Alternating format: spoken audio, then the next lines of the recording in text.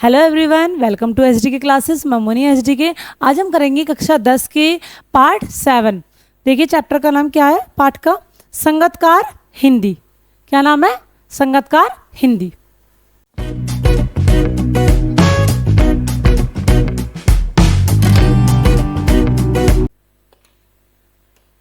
देखिए संगतकार क्या है चैप्टर में। मुख्य गायक के चट्टान जैसे भारी स्वर का साथ देती वह आवाज़ सुंदर कमजोर कांपती हुई थी।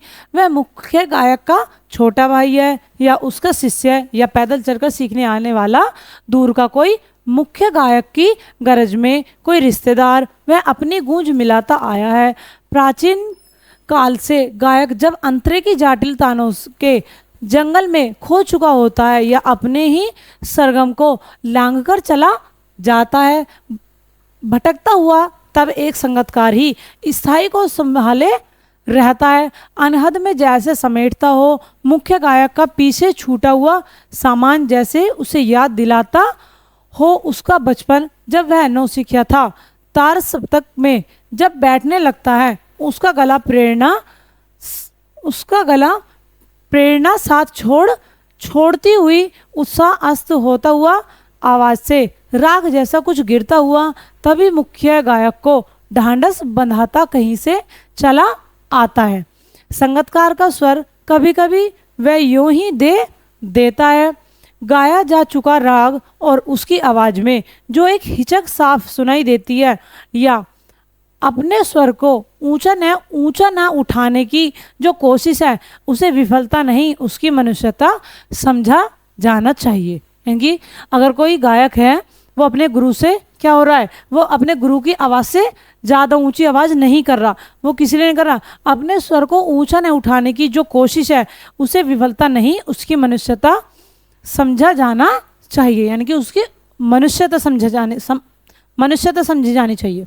ठीक है, देखिए आगे क्या अर्थ देखते हैं इसका। इस कविता में कवि ने गायन में मुख्य गायक का साथ देने वाले संगतकार की महत्ता का स्पष्ट किया गया है।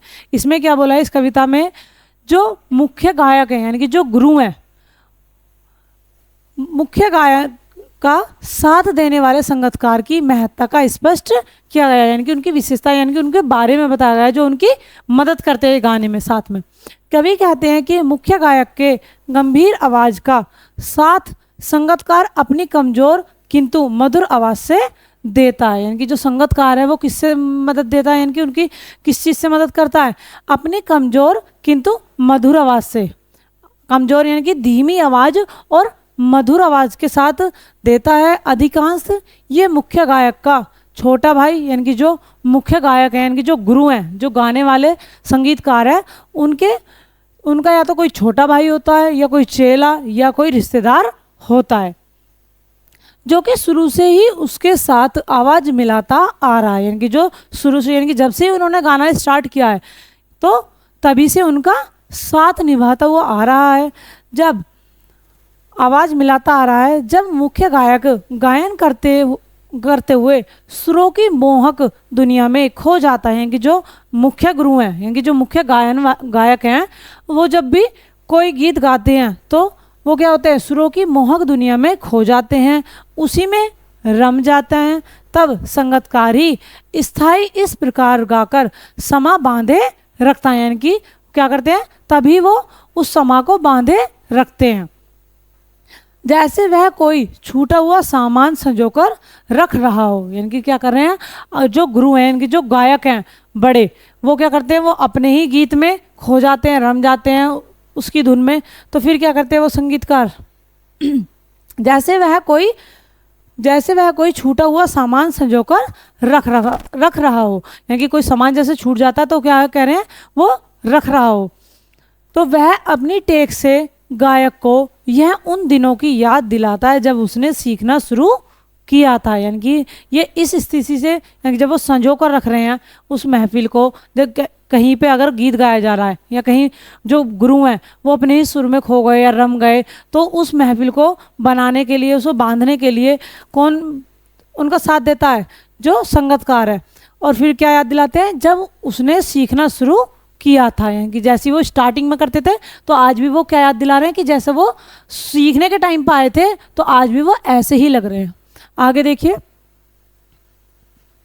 कवि कहते हैं बहुत ऊंची आवाज में जब मुख्य गायक का स्वर उखड़ने लगता है, यानी कि जब वो तेज गाते हैं, जो मुख्य गायक है, तो जब वो तेज गाते हैं तो उनका स्वर क्या होता है, उखड़ने लगता है, गला बैठने लगता है। तो और गला बैठने लगता है तब संगीतकार अपनी कोमल आवाज का सहारा देकर, यानी कि क्या कहते हैं, जब उनका गला उखड़ने लगता है तो जो उनके साथ संगीतकार हैं, यानी कि जो साथ में गीत गाने वाले हैं, तो वो क्या करते हैं, वो अपनी कोमल आवाज का सहारा देकर उसे इस अवस्था से उभारने का प्रयास करते हैं, यानी कि उन्हें थोड़ी सी हिम्मत मिल जाती है।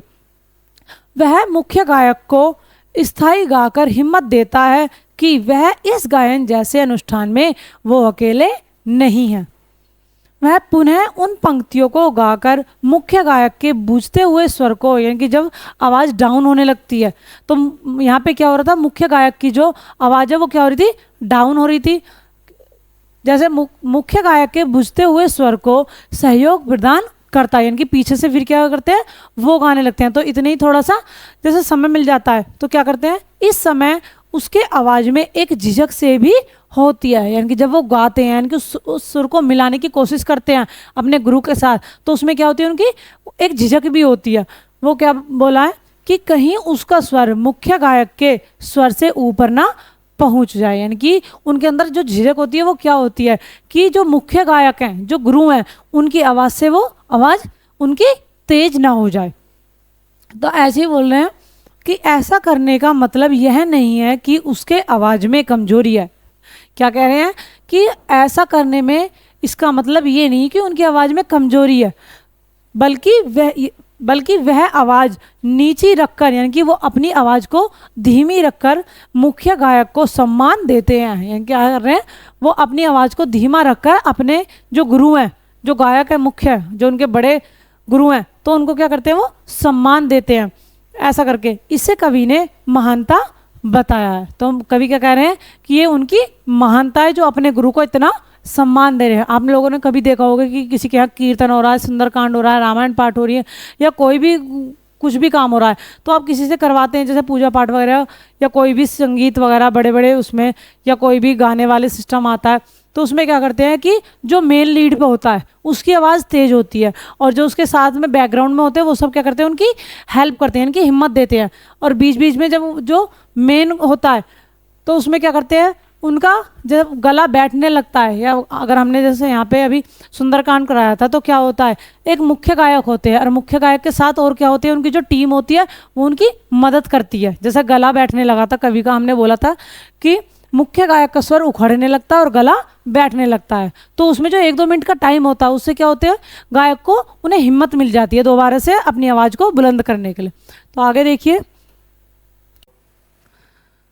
पाठ के जो कवि हैं वो क्या कौन है, मंगलेश डबराल। क्या नाम है कवि का, मंगलेश डबराल। देखिए इनके बारे में, इनका जन्म सन 1948 में टिहरी गढ़वाल उत्तरांचल के काफल पानी गांव में हुआ। जो मंगलेश डबराल हैं, इनका जन्म कब हुआ, 1948 में टिहरी गढ़वाल में उत्तरांचल के काफल पानी गांव में हुआ। और इनकी जो शिक्षा है वो कहाँ हुई थी, देहरादून में हुई। फिर दिल्ली आकर हिंदी पैट्रियट प्रतिपक्ष और आसपास में काम करने के बाद ये पूर्व गृह सहायक संपादक के रूप में जुड़े, यानी कि जो पत्रकार वगैरह जो काम देखते हैं। तो इलाहाबाद और लखनऊ से प्रकाशित अमृत प्रभाव में भी कुछ दिन नौकरी की। बाद में सन 1983 में जनसत्ता अखबार में साहित्य संपादक का पद संभाला है, जो पत्रकार वगैरह होते हैं। कुछ समय सहारा समय में संपादक रहने के बाद आजकल नेशनल बुक ट्रस्ट में जुड़े हैं। प्रमुख कार्य क्या क्या है इनके, या कौन से हैं, कविता संग्रह पहाड़ पर लालटेन, घर का रास्ता, हम जो देखते हैं और आवाज़ भी एक जगह है। और इन्हें जो पुरस्कार मिले थे वो कौन कौन से थे, साहित्य अकादमी पुरस्कार और पहल सम्मान। आज के लिए हमारा चैप्टर यहीं पर ख़त्म होता है। बहुत जल्द नेक्स्ट वीडियो में मिलेंगे हम प्रश्न उत्तर के साथ। तब तक के लिए हमारे प्लीज़ चैनल को लाइक करें, सब्सक्राइब करें एंड ज़्यादा से ज़्यादा शेयर करें। Bye bye.